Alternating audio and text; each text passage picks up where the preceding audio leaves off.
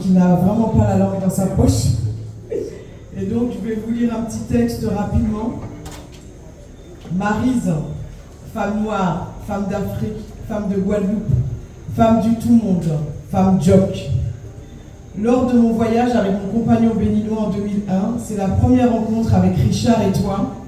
J'avais 31 ans. Tu es venu au BAM, Brooklyn Theatre Museum. Tu es venu me voir danser, rouler des fesses, trembler, des grands battements, des grands jetés, dans un spectacle qui s'appelle Le Jardin de Yo-Yo Ito Ito de la compagnie Montalvo Hervue, 2 chorégraphes de l'Hexagone. C'est important de dire de l'Hexagone puisque je vous dirai après. Un moment jubilatoire dans ce grand lieu en compagnie des Américains. Ce soir, voici une petite danse pour toi, habillée en bleu indigo et accompagnée par le tambour parce que je sais que tu aimes aussi la mer et que la mer est le trait d'union entre l'Afrique, les Antilles et le tout-monde. C'est finalement ce qui nous a reliés, toutes les deux, notre attachement à l'Afrique et au reste du monde. Et bah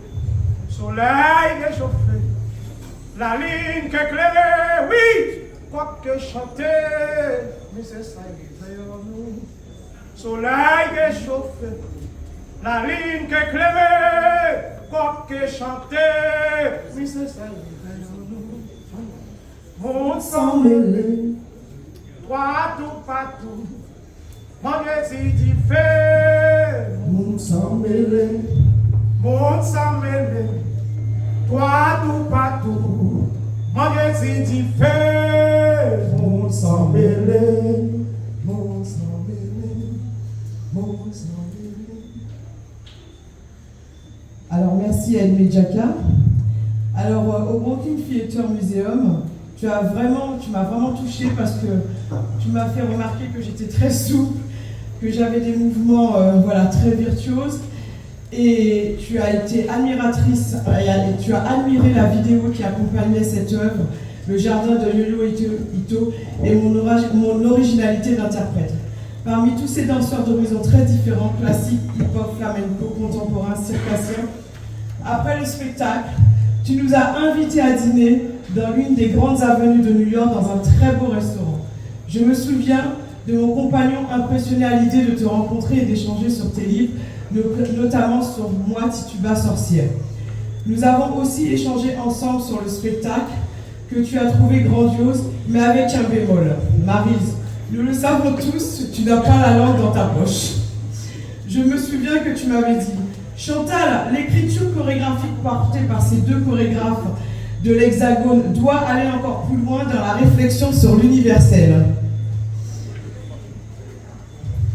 Ensuite, tu m'as encouragé à continuer mon chemin d'artiste malgré les embûches et à essayer de devenir une ambassadrice pour les femmes de notre culture afrodescendante.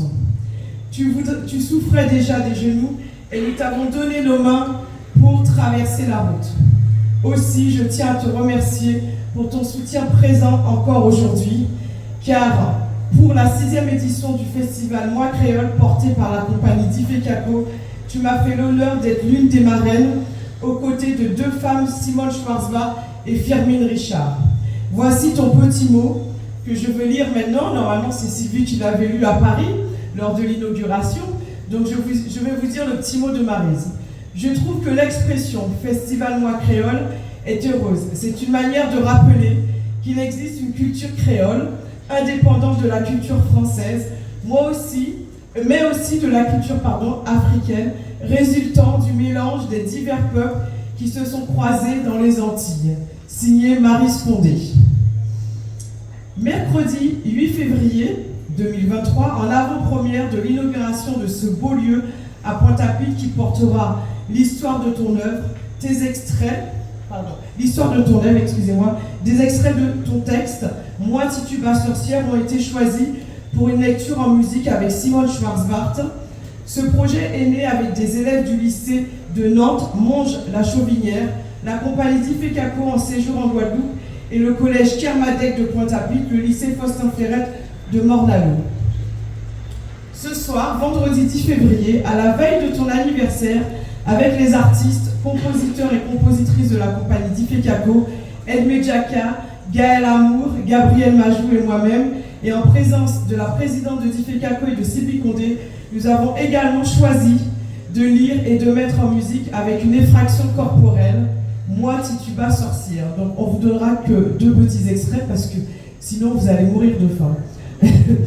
Un texte qui fait écho et résonne très fortement, je trouve, avec mon solo On t'appelle Vénus, qui parle de l'histoire de la Vénus hottentote, qui sillonne encore aujourd'hui le monde depuis sa création en 2001 en Martinique et traite encore et encore de notre lien avec l'Afrique.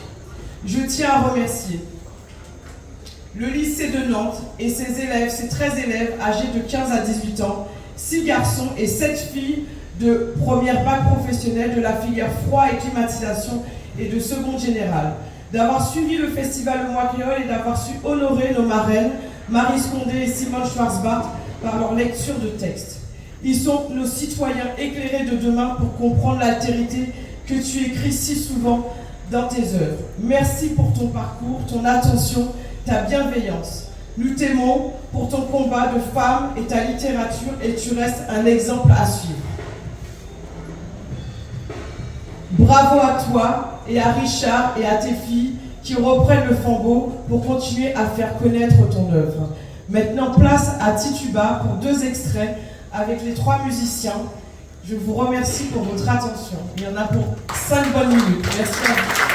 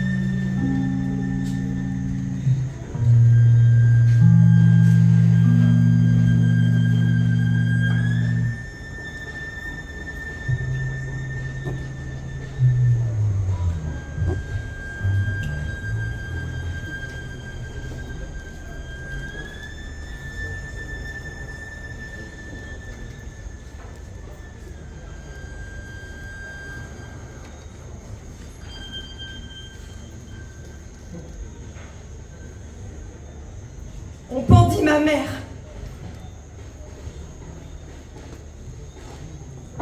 Je vis son corps tournoyé aux basses branches d'un fromager.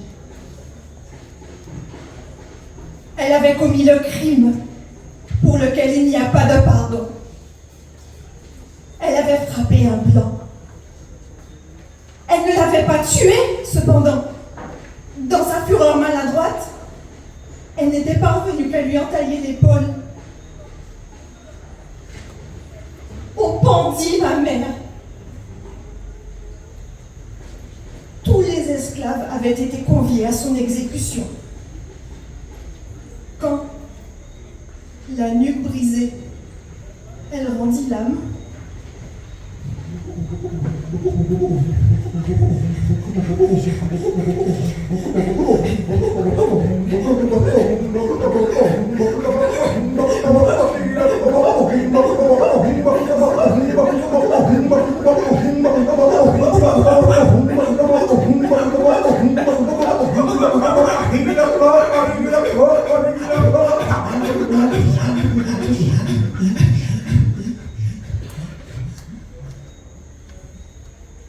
un chant de révolte et de colère s'éleva de toutes les poitrines que les chefs d'équipe firent taire à grands coups de nerfs de bœuf.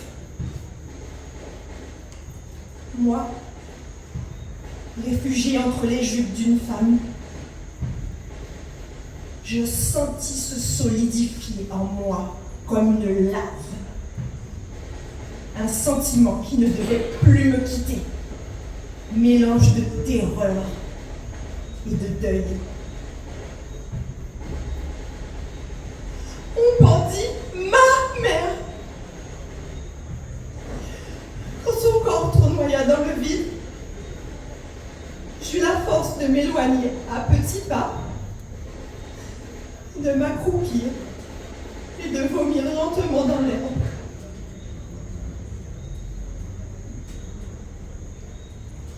Pour punir Yao du crime de sa compagne, Darnell le vendit à un planteur du nom de John Inglewood qui habitait de l'autre côté des monts, Ilabi. Yao n'atteignit jamais cette destination. En route, il parvint à se donner la mort en avalant sa langue.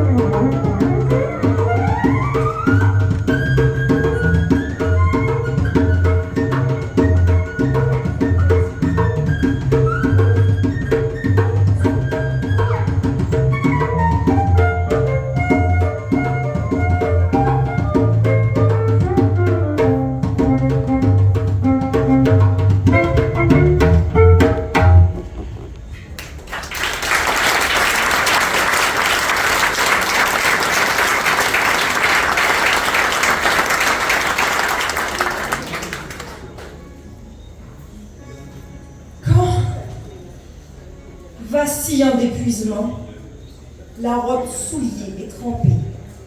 Je redescendis. Susanna Endicott prenait le thé. Avec ses amis, une demi-douzaine de femmes pareilles à elles-mêmes, la peau couleur de lait suivi, les cheveux tirés en arrière et la pointe du châle nouée à hauteur de la ceinture. Elles me fixèrent avec effarement de leurs yeux multicolores. Ce qui me stupéfiait et me révoltait, ce n'était pas tant les propos qu'elles tenaient que leur manière de faire. On aurait dit que je n'étais pas là, debout au seuil de la pièce. Elles parlaient de moi, mais en même temps, elles m'ignoraient. Elles me rayaient de la carte des humains. J'étais un non-être, un invisible. Plus invisible que les invisibles, car eux au moins détiennent un pouvoir que chacun redoute. Tituba n'avait plus de réalité que celle que voulaient bien lui concéder ces femmes.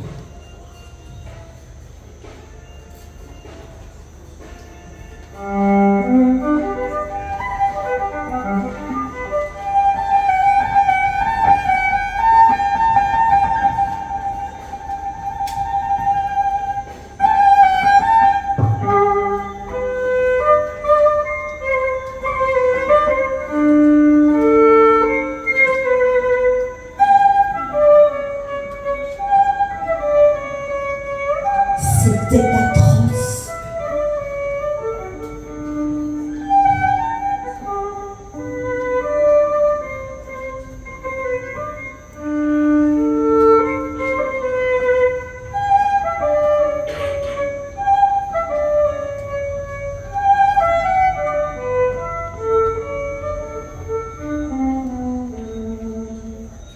Tituba devenait laide, grossière, inférieure, parce qu'elles en avaient décidé ainsi.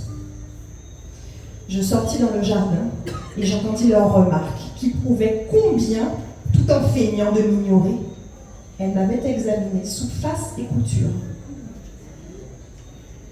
Elle a un regard à vous tourner le sang. Des yeux de sorcière. Susanna Endicott, soyez prudente. Je retournai vers ma case et, accablé, m'assis sur la véranda.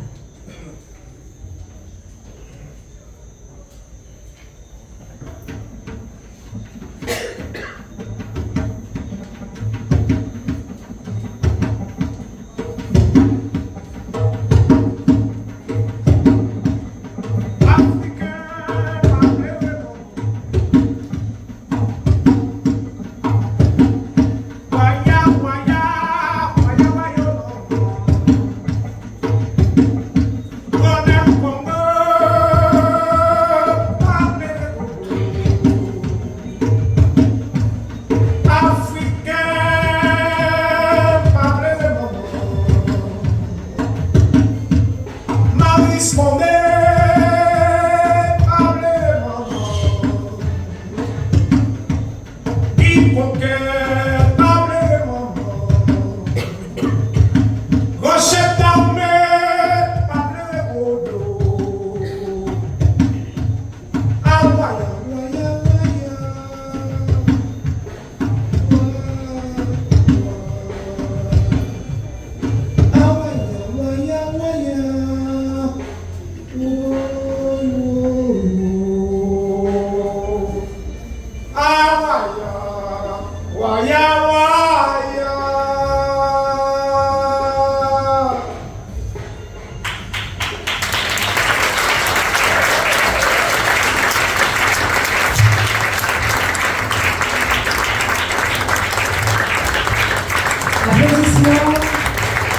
Merci à la compagnie Diffé Capot.